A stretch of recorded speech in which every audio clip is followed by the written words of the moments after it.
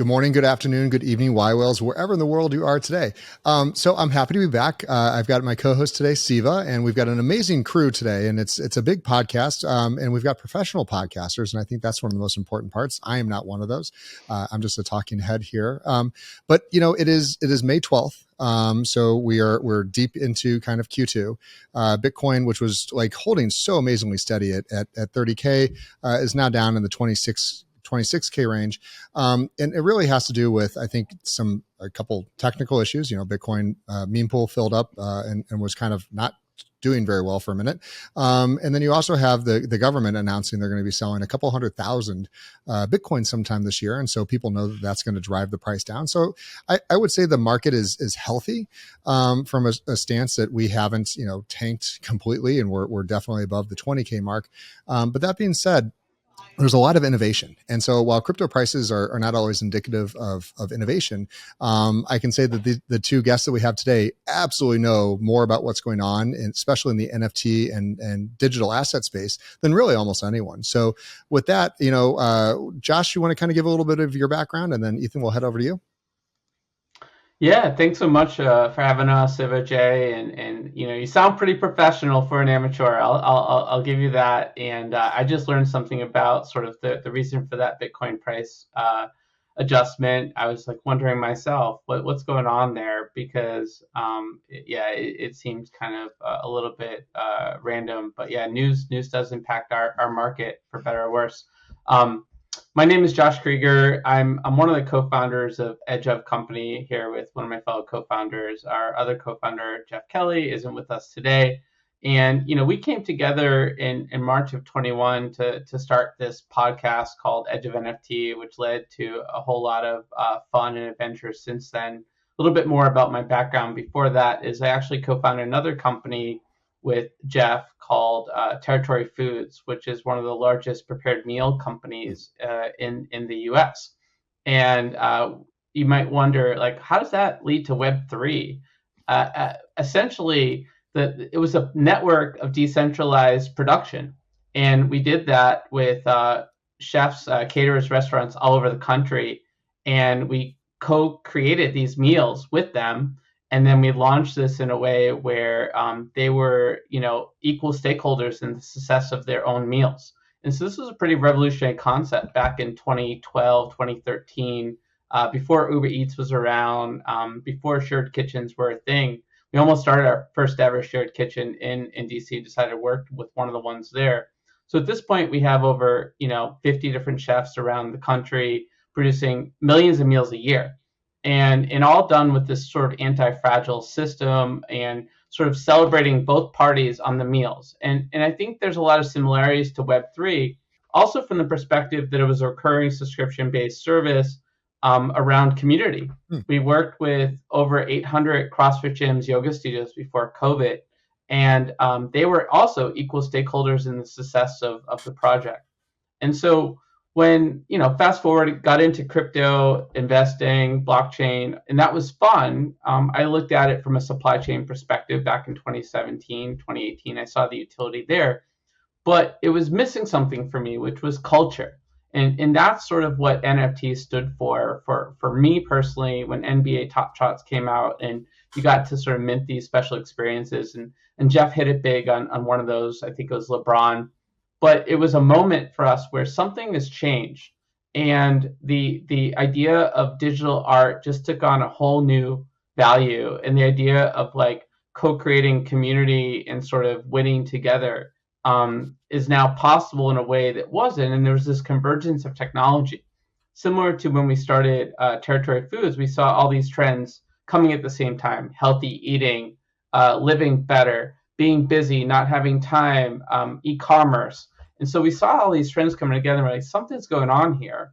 And that was about the same time where I was in a men's group called Metal with Eathan, and we were sort of getting into deep conversations about what was going on. He's like, someone should do a podcast about this. And so, I said, yeah, I know a guy that might want to do this. I connected him and my partner, Jeff. And then I come back from vacation. All of a sudden, I'm part of the podcast too. And from there, It went on to many adventures and a round of capital that Animoca Brands led, and the creation of NFTLA to bring the physical community element into the mix, as well as some other things that we've done since then. It all started with that moment back in March of 2021. I love that. And that's really what, blockchain to me, crypto doesn't matter. It's about community. And that's a really weird thing when you're talking about, financial assets, which at the end of the day, it's like, art doesn't matter, but there's so much that's behind the scenes that most people don't understand. And trust doesn't mean anything if you don't have a community. Like if you're not all moving in the same direction, then you just have chaos. And so sometimes, and I can raise my hand and say this, sometimes you need someone to just stand up and say, I'm going to help guide us all through this. And live events, which we do a lot of, are amazing, but we have this thing where, again, you just heard me say good morning, good afternoon, good night. Like time zones suck. It's the one thing we can't control. And so, it's become that we do podcasts to disseminate information. So I love that we're on, parallel journeys. And by the way, we started in 21 as well. So it's amazing to have you on. Eathan. Yeah. Keep going. Yeah, just gonna say, totally relate on the events versus the sort of digital experience, and we find that good community requires both. And we've had people go to our events and meet people they've been talking to digitally for years, and then take the relationship to another level where they might meet a co-founder or an investor or a collaborator, and that creates that extra level of energetic juice that sort of takes the relationship forward. So we found that it's a healthy mix of both is so important in terms of community building. We have a. Oh, I'm sorry, Siva, go for it. I was just going to say, you hit the nail on the head there. I mean, we had a great firsthand experience of this. We yWhales as a community met up in Permissionless last year, and we shared a rooftop with Bored Ape Yacht Club, and it was split 50-50. And you had all these apes that really were, they were superficially interacting within their own community. And then you had the yWhales community who had been discussing and communicating and have formed friendships because they were like-minded individuals rallying around a similar topic and similar themes. And the quality of conversation and interaction in person, using those in-person meetups as a facilitation of empowering the community. We had yWhales community members that it was like they were greeting long-lost friends or friends they had not seen for a year in person, versus Bored Ape Yacht Club members. When I would go up to the bar and see their interactions, it was like they were in a round of speed dating. Who are you? What's your interest? Blah, blah, blah, blah, blah. And you had people when we were meeting up just immediately hugging. And the first thing that I'm shocked about is, wow, I didn't realize how tall you were. Right. And I mean, you hit the in-person events as an amplification of the community experience for a digital community, I think is a big portion of what a lot of communities aren't really rallying around. And I'm glad you made that point. Awesome. Ethan, sir, how you doing? We've got the height fixed. Everyone's on the same level, so the producers will be happy with us, except for me. I think I can shrink a little bit, but great to meet you today. Yeah, good to meet you. Yeah, so I guess we're still getting into some background, and I can give a little bit on that for myself. I mean, really, it's basically the same story as Josh, just in coming from a different place. So we can just cut right to the. No, I'm just kidding. As it goes with co-founders, we definitely have some overlap, but it's actually great that we come from a diverse set of backgrounds. And my background is more, interestingly enough, on the creative and sort of scientific analytical side. And I do have some entrepreneurship in my background as well. But I'm a piano player. I studied music in my undergraduate. I got a degree in jazz piano performance from Rutgers University, studied with some of the greatest jazz musicians in the world. And but then after that, I got into piano tuning, and that led to some entrepreneurship because it's sort of like a solo business. And I expanded that to form a team at a later date, and that led to some other business opportunities for me in the piano industry. But after going around tuning some pianos and playing some gigs for some years, I got bored after graduation from my undergrad, and I thought I might get study neuroscience. I just want to take a class at like a local university or something like that. Don't ask me how the connection. There are some, but we don't have time to get into it. But long story short, I'm searching for opportunities just to learn a little bit more about neuroscience. And actually, through a fellow piano tuner, I met his wife, who was formerly getting a PhD in neuroscience and working in a laboratory at City University of New York, studying birdsong and neuroscience. And I met the leader of the lab, the principal investigator, over Chernikovsky, and and he saw my enthusiasm, and he saw that I did a lot of self-study. He said, "Hey, man, come on to the lab. We'll set you up. You're going to do a PhD." And I said, "What? Okay, I'm in. This sounds like an opportunity." So, you know, similar question to what Josh says is how does this all lead to where we're at here in NFTs and blockchain? I found that my strength in this domain is being able to bring the diversity of experiences that I've had, especially with NFTs. Crypto's a little bit more on the financial side, right? That basic thing, which I had exposure to back in 2008. I found it very interesting. I did not buy into Bitcoin because I couldn't figure out how at that point, but I was interested and intrigued and watching it from afar. And I would say my neuroscience degree got me distracted from going down that rabbit hole. But when I saw NFTs emerging, that was a place where I said, "Oh, this is interesting. This is a place where, like you said, it's kind of strange, but being interested in finance and art and creativity and community, right, all comes together." So it was a really great place for me to enter. And as Josh said, we just kind of connected immediately, as a lot of people are doing in this space in a very organic way. We started the podcast March 2021, and by March 2022, we had NFTLA, what was called NFTLA. 1 year later, after starting a podcast, we had this event with 3,500 people and Mark Cuban speaking, and then we ran it back again just this last March, and we've got William Shatner on stage and some of the coolest people in entertainment, sports, and music and all these different fields. So it's been quite an awesome journey. Yeah, and I'd say at this point you have a PhD in blockchain, and that's one of the coolest things about this is it doesn't really matter where you come from because there's so many different purviews. We're all going to be in the same system here. We're all like, how do we get, the point that yWhales always makes, and it sounds like you guys have similar, it's all about global adoption.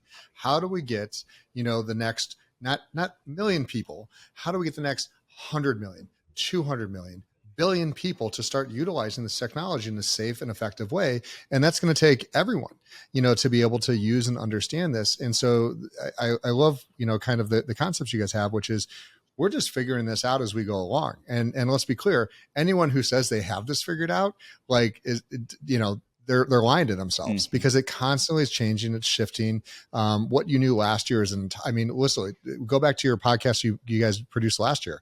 It's a whole different narrative. It's a whole different story. And so, absolutely thrilled to have you guys today.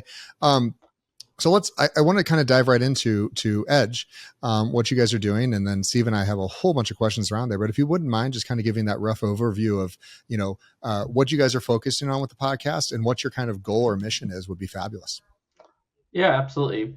So, we're very intentional with how we name the company Edge of Company, right? Because to your point, the conversation is constantly evolving, and we find that to be the case on the show. We've done over 250 episodes now, or in the last 2 years. It's crazy to say that number out loud. But it has been a PhD in sort of the evolution of the space and the different elements of what is possible with NFT technology when you mash it together with AI and the right infrastructure and DeFi and culture and degen art and fine art and whatnot. Edge of Company is essentially a media, tech, and event company at the edge of emerging technology and blockchain. And the podcast is one of our many things that we do. It's called Edge of NFT. It's really been a broader conversation around Web3, and we touch on DAOs and DeFi and AI and all those things on that show. So that's one part of the company. The other part of the company is our events division. We're known for NFTLA, now Outer Edge LA, which is sort of our marquee event every March in LA. However, we've actually done dozens of bespoke events all over the world at this point. Some of these are private events, some of these are smaller symposiums, some of them are evening events. We've done live podcasts, which is always fun, to do if you want to get closer to having an ulcer due to all the technical nuances of doing live shows, and we've figured those out over time. But the essential thing is we have this digital element of our business, this physical component, and then we have this enabling technology element that we've sort of started to create as well. So we have a portal, for example, on our website, watch.outeredge.live, where you can see all of our historical NFTLA and Outer Edge content. You can, if you miss the moment where the crowd wished William Shatner happy birthday, you can go see that. Or if there's some talk on community and culture that you're really excited about, but you couldn't get to it because you're on the other side of the event or networking with someone cool you met, no FOMO. So that's why we did that sort of area. And then we're looking at other technology to sort of inspire community-centric media. And so we're trying to drink our own Kool-Aid and push the boundaries of this space. One way that we did that was we have an application you can download, Outer Edge LA, where you can kind of go in there and chat with people that you met at the conference, create new connections together all the time.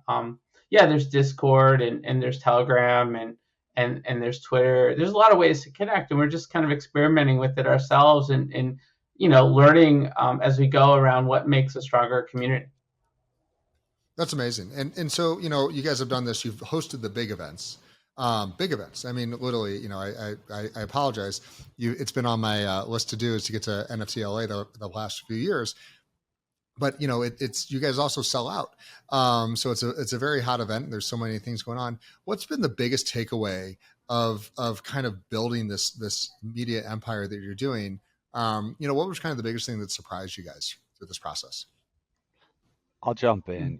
I don't know that it's the biggest surprise, but the first thing that comes to mind to me is, and we touched upon it earlier, is when you get in a space with like-minded people, it's, saying a phrase like get in a space with like-minded people doesn't do the justice of the feeling that you have when you connect with someone. I mean, I had a moment when people ask me what was my favorite moment of NFTLA back in 2022.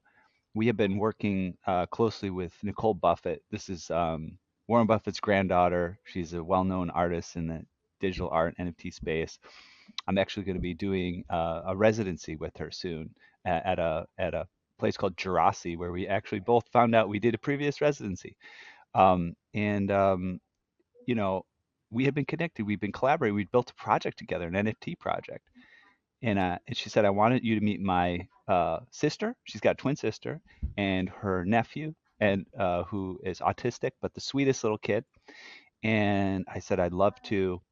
And they came in to the VIP area, and we all got together. And I looked her nephew in the eyes, which is funny because when people talk about autistic people, they say they don't like, and we looked right in the eyes. We had this beautiful connection.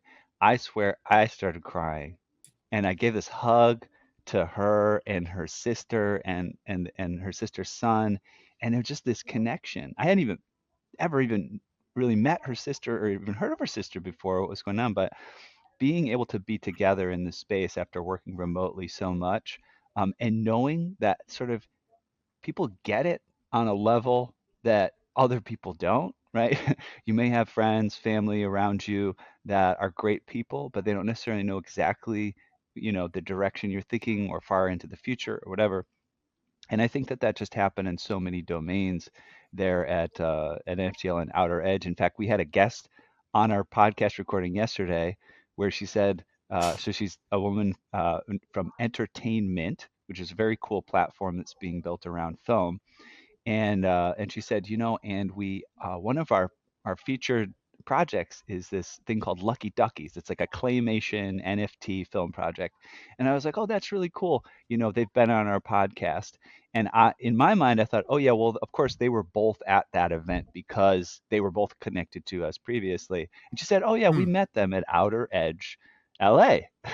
Right? And so just the fact that those kind of arrangements, those kind of connections, like you can't get up, right? You can't manufacture these stories about the type of connections and opportunities that are happening at an event like that. So that's the biggest takeaway from me.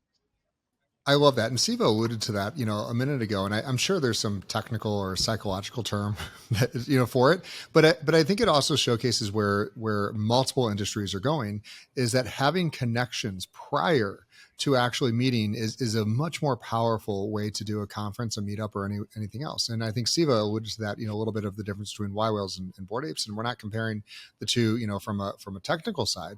We're just comparing from the community side. And the one thing that I will say, hands down, is communities will rule Web3. Having influence and being able to drive potentially hundreds of millions of people through concept is going to be extremely powerful. And we're seeing already dynamically the lawsuits against influencers that have no idea what they're talking about, no clue, and they're telling people buy this shitcoin, buy this garbage NFT, and they're making money in the backside.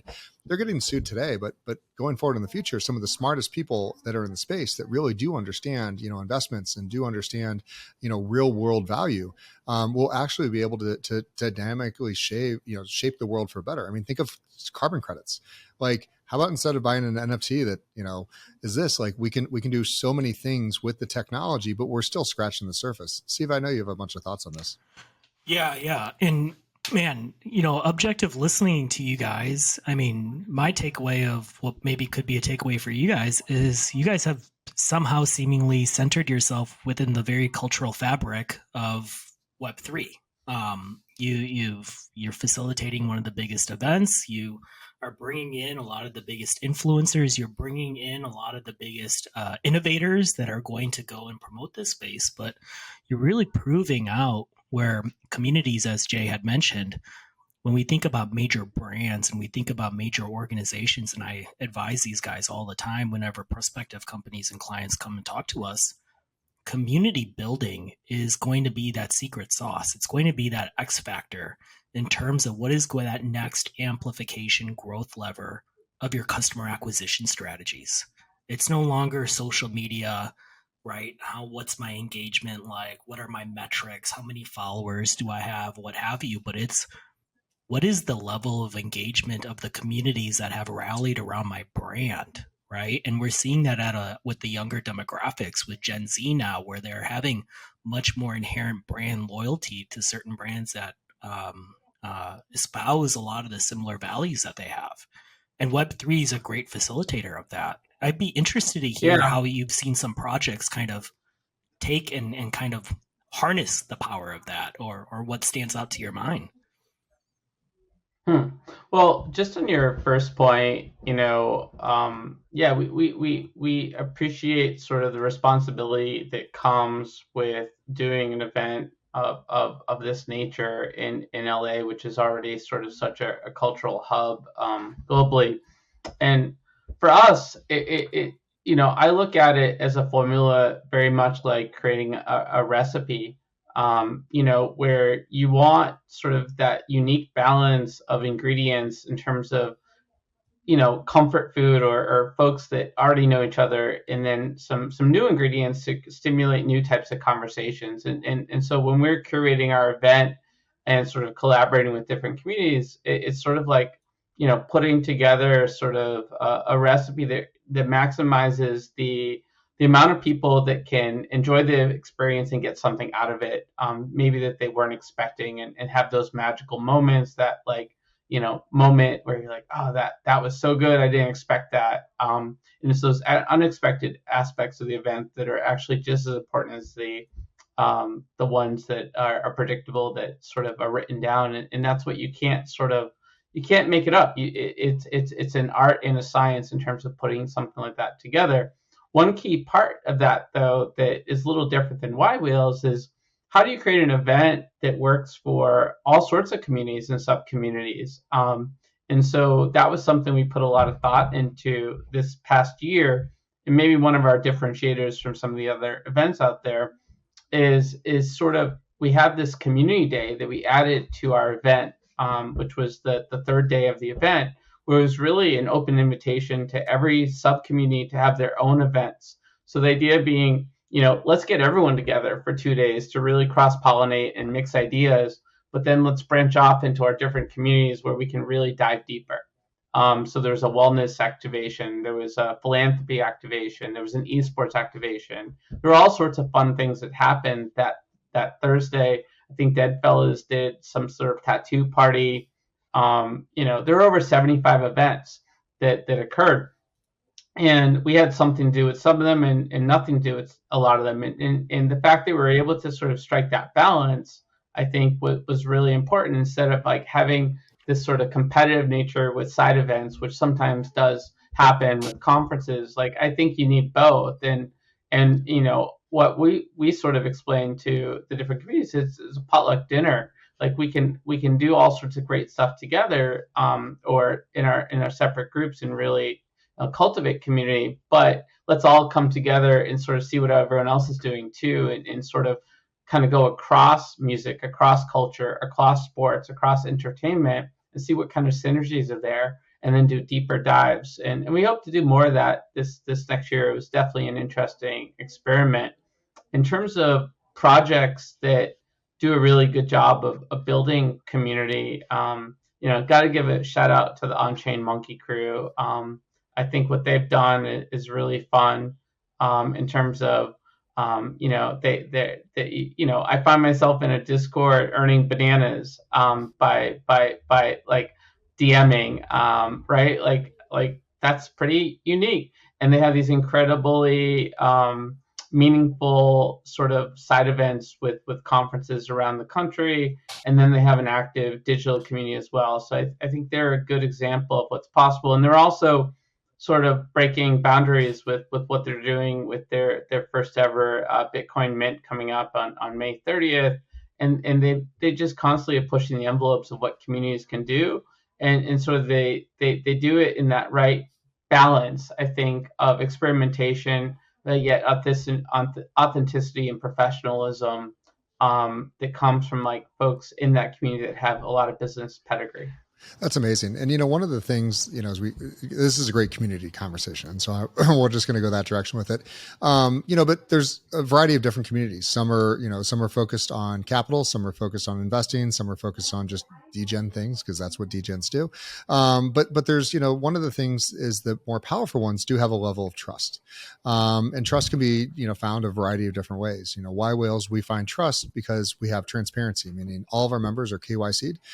They all have my home address, my kids' names. They know anything and everything about me. That's clear. Where we don't use the term doxed. Like, they know where I live, and not just a Twitter handle, and vice versa. I have that same level of information on each and every one of them. So, when we're speaking, when there's chats going on in our Discord or any of our live Zooms, I'm going to listen to the CEO of one of the largest, Bitcoin mining operations over somebody who's just an active trader, because, they're going to have a lot more, knowledge how things go at scale, where things are, their theses are different.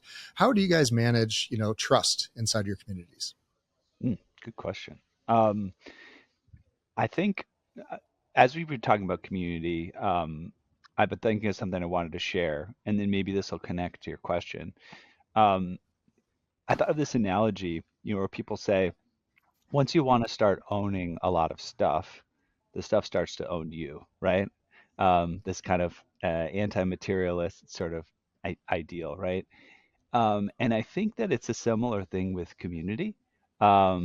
People who are sort of in the leadership of a community traditionally sort of imagine that they own the community.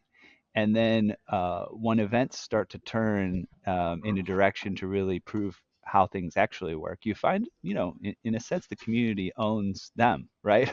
Or the community owns the project, or whatever it is. And you could think of this just even historically in terms of you look at Andrew Carnegie, trying to reduce his workers, increase his workers' hours, reduce their pay to a degree where they strike, and it becomes the same. And they feel like they own that factory, right? And they do, right? And Facebook users inherently are realizing, hey, wait, that's my content. I kind of own that, right? Like Facebook is kind of mine, right? I want more of that. And so I think that, this does, I wasn't sure whether it would, but I just want to share this, but it just does lead to answer your question, is building trust is like a transparency and a recognition of this fact, right? And that's why you see within Web3 all of these attempts to bring things around, play to earn, learn to earn, listen to earn, watch to earn. It's because there's this principle that everybody understands, but they're looking to say, hey, listen, this hasn't really worked historically that well. There's been too many loopholes around it. And so, certain people have been able to get past it, but we're reaching a point where technology has advanced to the point where we can, programmatically integrate into the system the fact that the community owns the project just as much as the leaders in many senses. And so just like recognizing that fact from the very beginning, instead of trying to obfuscate it and get people to sign a terms of service, that's so long they don't understand it, and it basically says that they give up everything that they would have thought that they owned. Yeah. Yeah. Oh, sorry, keep going. No, go ahead, Jay.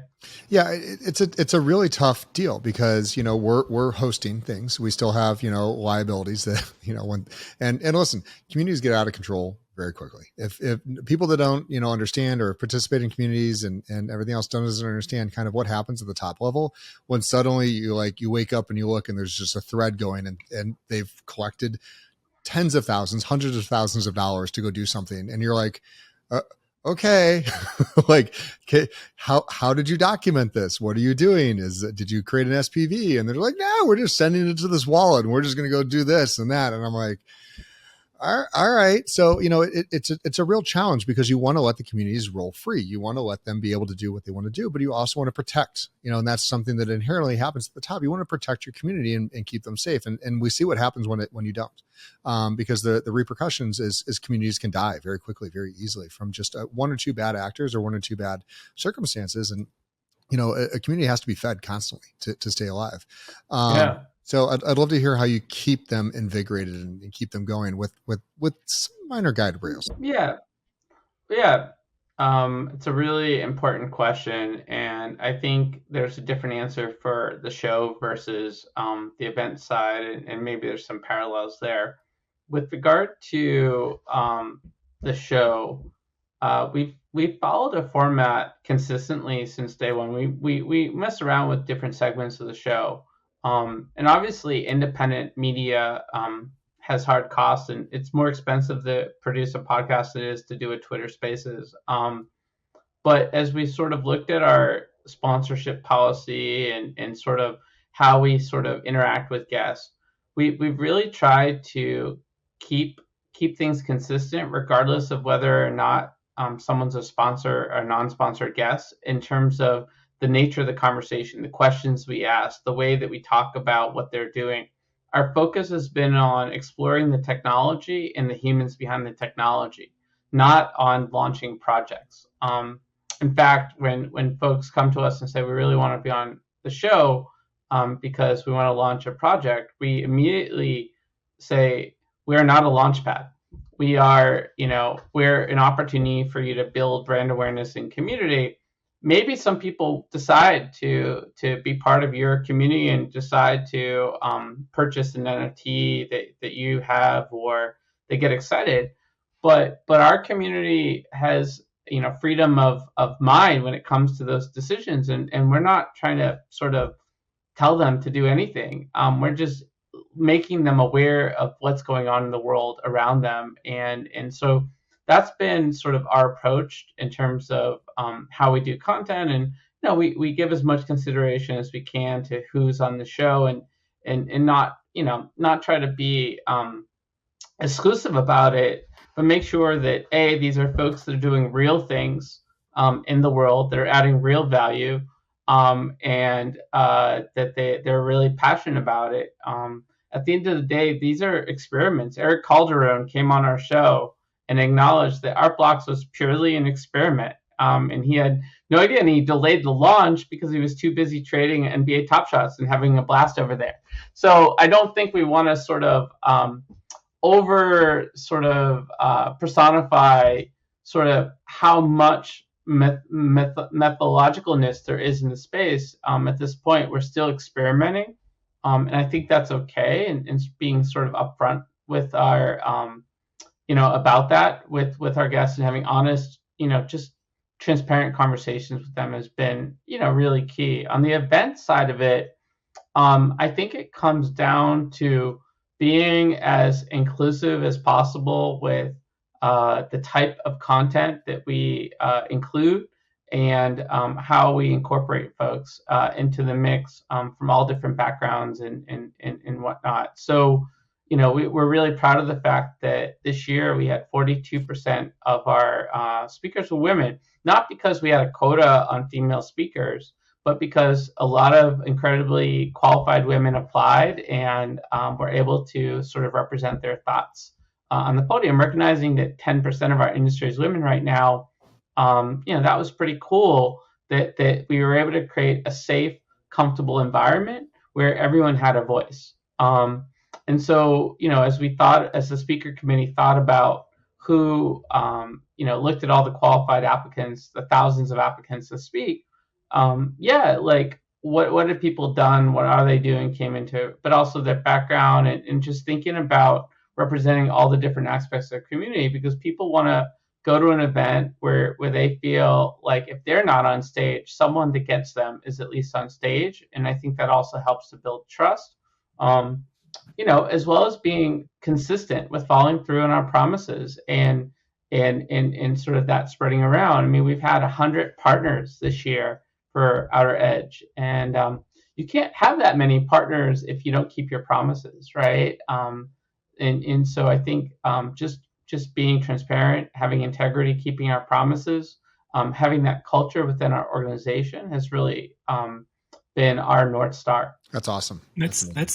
And I think you just kind of hit on something that's more of an intangible qualifier that's a level above trust, and that is reputation.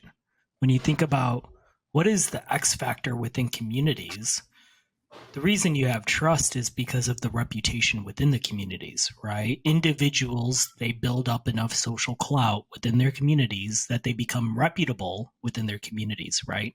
We saw this in the very early days with forums, for example, right? Different users posting, and they put very thought out responses, and as a result, the community of those forums sought them as elevated individuals within the community. And so when you think about these Web3 communities, and you think about the Discords, and you think about, how we're all interacting, and, you have within these communities, you have little echo chambers, little hive minds, so to speak, in their own right. And individuals within them develop their own levels of reputation that the community elevates. And, I could say that I'm a great member of an esteemed poster of a lifting community, but no one else really could care less about it because it's not a community. It's only a like-minded individuals that are in that community. How do you start when you think about reputation and you keeping your promises, and eventually that kind of helping you guys attract more sponsors and attract more individuals and better quality of speakers? Where would you recommend in terms of other projects that are looking at building a similar model to yourself? A lot of our listeners have started off with their own podcasts. A lot of listeners of your podcast probably also start off with their own podcasts. And a lot of the times they're first in their minds, where can I take this thing? Do I hit 1 million users of listeners? Do I hit, 50,000 views on average? How do I start, elevating my experience to start attracting, the William Shatners of the world, right? How do I get a reputation that's strong enough where I can actually start charging sponsorships? I can actually start hosting live events. There might be some qualified metrics, right? You go ChatGPT it, and they might say, hey, it makes sense when your offset of expenses versus income and blah blah blah blah blah. But where was that inflection point in your guys' kind of young life so far, company life cycle, that you decided, hey, we can go and make something better. Let's go and invest all of our energy in this off of just a simple podcast that was just NFTs. Mm. I have some thoughts on this. I'm sure Josh probably does too. I'll jump in first. I've kind of been studying podcasting for many years. I had a previous podcast called the Run With It podcast where we interviewed entrepreneurs and got kind of the business ideas that they were super excited about, but knew they couldn't follow because, they had to focus on their primary project. And that was very fun. We grew that and got to engage and interact with many people. And then I've started some groups to engage with other podcasters and study what they're doing to be successful. So I can answer, from my personal opinion, specifically about podcasting, because you addressed it. I think one of the biggest things that I've noticed about podcasting is there's a lot of, I don't know if I would call it misconceptions or underconceptions or sort of artificial limitations on how people think about podcasting in particular. And so when somebody first jumps into podcasting without studying it very much, the normal go-to thing that they think is, okay, I want to create a podcast and I want to get as many listeners as I can so that I can get advertisers. And that's cool, but that is really one of a myriad of ways that you can benefit in tremendous ways from podcasting. And knowing about those other ways and recognizing them, acknowledging them, and studying them is very essential. I like to give this example of a podcast that I encountered where they had maybe a handful of listeners, but it generated probably hundreds of thousands in revenue for the folks that were creating that podcast. And the reason behind that was it was a podcast where it was in the healthcare industry, and they had a service that they could offer certain other healthcare providers. And so they just chose to create a podcast where they could have the folks that would be their would-be clients would come connect with them, have a meaningful conversation, learn more about one another, have that intentional conversation that you wouldn't otherwise be able to have, book the conversation that somebody wouldn't just take the phone call, but they would do a podcast, put some cool promotional items around it, make something special out of it, celebrate the occasion. And then that person comes back and they say, I want to do business with you because I know you better. We had that meaningful conversation. You celebrated me. This was great. And there hardly had to be any audience at all. It's a very niche audience of just people who care about that small piece of healthcare. And so I think that is huge. And I do think that that worked well for us too. I mean, we do have sponsors for the podcast. And at the same time, some of the greatest opportunities that we were able to generate were in the 10 to 15 minutes before or 10 to 15 minutes after having the actual podcast conversation. And you say, hey, let's talk a little bit. Let's talk about you being a part of the event. Let's oh, look, we can connect you with this other guest. That would be really cool. We're building a relationship. And it's really about, I think, in that sense, then seeing how much value you can create in whatever way you can create outside of these relationships, intentional conversations, the fact that you can have these conversations now that you might not normally be able to have, how much value can you create out of it? And I would actually advise people one thing and then the second thing, and then I'll let Josh maybe speak. The first thing is don't focus on getting advertisers and getting a big audience. See what else you can think of, right? Because you can go very far. And then the other thing, which I didn't mention yet, but is very powerful, I often advise podcasters, don't start with just you. Get somebody else on board. Get some co-hosts, at least get somebody who wants to sit there and edit it and produce it. And I would highly suggest you get somebody that wants to do it for free, to be honest. because that just means you've got something that's special enough that you don't have to pay someone to do it. Of course, you could start to distribute money and celebrate people and reward them as that starts to come in, but have partners because it's hard to do something like podcasting alone. And I'll hand it over to Josh because Josh is someone who's been able to do things that I would never be able to do out of our podcasting relationships just because we have the relationship. So I don't know. Do you have any thoughts on this, Yeah, Josh? I just want to jump in real quick before Josh says. I feel personally attacked, Ethan. I did 180 podcasts by myself before I finally started adding co-hosts. So it takes me a little longer to learn that, but I will absolutely agree that it is much better to have co-hosts. It just took me like 2.5 years. Yeah. So go for it, Josh. Yeah, I mean, look, I would say, people ask me if they, my advice on creating a restaurant and similarly on creating a podcast. And, my advice on the restaurant side is don't do it. It's probably not going to work. It's extremely difficult. And my advice on a podcast is don't do it for the money or as your primary career focus. Do it because you love to learn and to have interesting conversations with interesting people. The fact that we've taken the trajectory we have has been more happenstance than some calculated business plan, to be quite honest about it. The first 6 months were us just doing content and we hit an inflection point, and it kind of, took a different trajectory from there. But we sort of felt chemistry as partners and hosts after doing a couple episodes together. We're like, wow, we could do this for a really long time, no matter what, right? We sort of upped our podcast quality and sort of production value and curation and everything over time. But it was a process, and it's not something to be taken lightly. People don't realize there's different levels of podcast, and you could put 6 people into the process and there's enough to keep everyone busy, or you could do it a little bit more vanilla, sort of scrappy style. Both work, but just sort of go into it with sort of open-mindedness and without sort of expecting the world, and sort of do it because it complements what else you're doing in your life. And for the 3 of us, we were just curious about what was going on in the space, and that curiosity is what sort of started the adventure.